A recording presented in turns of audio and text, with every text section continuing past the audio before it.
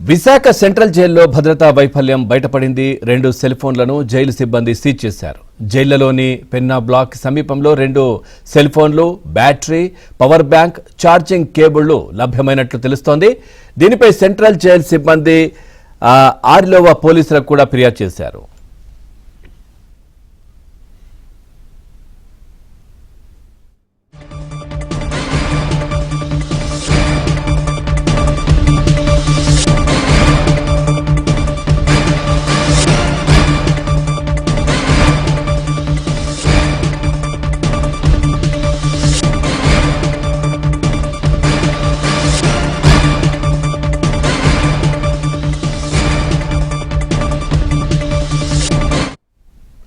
చూస్తున్నాం, విశాఖ సెంట్రల్ జైల్లో భద్రతా వైఫల్యం బయటపడింది. 2 సెల్ ఫోన్లను జైలు సిబ్బంది సీజ్ చేశారు.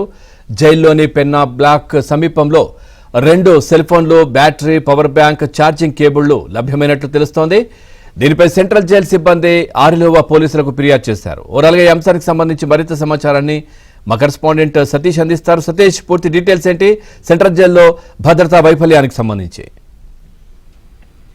పవన్, విశాఖ సెంట్రల్ జైల్లో అడుగడుగునా కూడా అనేక అనుమానాలు అయితే వ్యక్తమవుతున్నాయి. గతంలో మనం చూసుకున్నట్లయితే ఓ వ్యక్తి సూసైడ్ చేసుకున్న తర్వాత అదే విధంగా ఖైదీకి గంజాయి సప్లై చేస్తున్నట్టు వార్తలు వస్తున్న నేపథ్యంలో రాష్ట్ర ప్రభుత్వం ఒక కీలకమైన ఆదేశాలు జారీ చేసింది.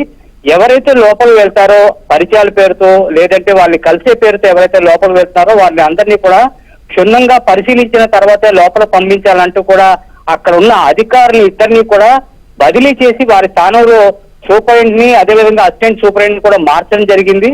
వీరు వచ్చిన తర్వాత అనేక పరిణామాలలో కొత్త కోణాలు అయితే చోటు చేసుకున్నాయి. ఎందుకంటే వార్డెన్స్ వాళ్ళకు వస్తున్న సిబ్బందిని అందరినీ కూడా క్షుణ్ణంగా పరిశీలించడం, వాటిని తప్పుపడుతూ కూడా కుటుంబ సభ్యులతో కలిసి ధర్నా కూర్చున్న సందర్భాలు, అంటే రాష్ట్ర పోలీస్ చరిత్రలో ఎన్నడూ లేనంత విధంగా సెంట్రల్ జైలు సిబ్బంది ధర్నా కూర్చోవడం, ఇది ఒక విధంగా మనం ఆశ్చర్యకరమైన విషయం అని చెప్పుకోవచ్చు.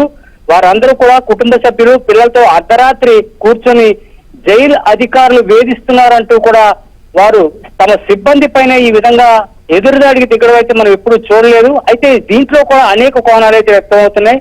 ఎందుకంటే ఎవరైతే అనుమానితులుగా వ్యవహరించారో వారిని తనిఖీలు చేయిస్తున్న నేపథ్యంలోనే ఇటువంటి బదిలీలు చేస్తున్నారు, లేదని మమ్మల్ని వేధింపులు చేస్తున్నారు అంటూ కూడా కావాలని వాళ్ళు వేధిస్తున్నారని చెప్పి ఆరోపణలు అయితే బయటకు వచ్చాయి. కానీ దీనిపైన అధికారులు అయితే మాత్రం వెంటనే ఎవరైతే ధర్నాకి కూర్చున్నారో వారందరినీ సుమారు 16 మందిని బదిలీ చేయడం జరిగింది.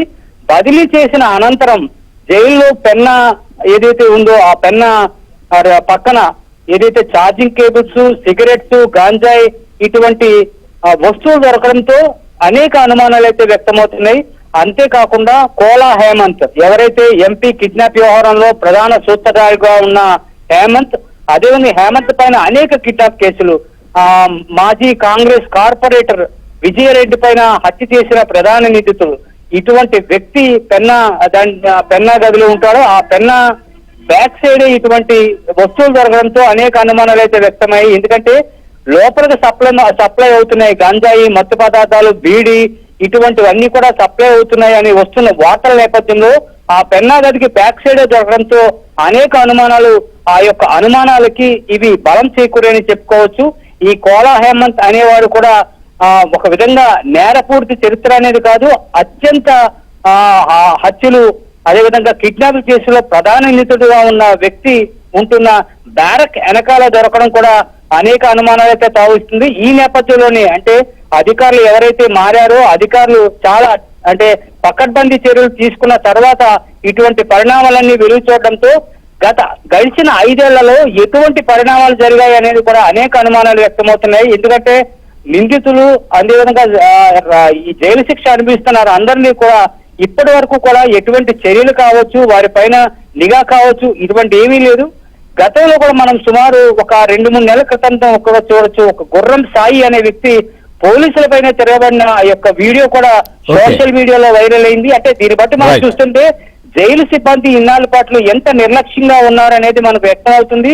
ఇటీవల 2 అధికారులు మారిన తర్వాత ఒక్కొక్క పరిణామాలు వెలువరకు రావడం పోలీసులు కూడా దీనిపైన ఒక విధంగా పకడ్బందీ చర్యలు చేపడతారనే దానికి నిదర్శనం అనిపిస్తుంది. Power right, thank you Satish, thanks for the updates.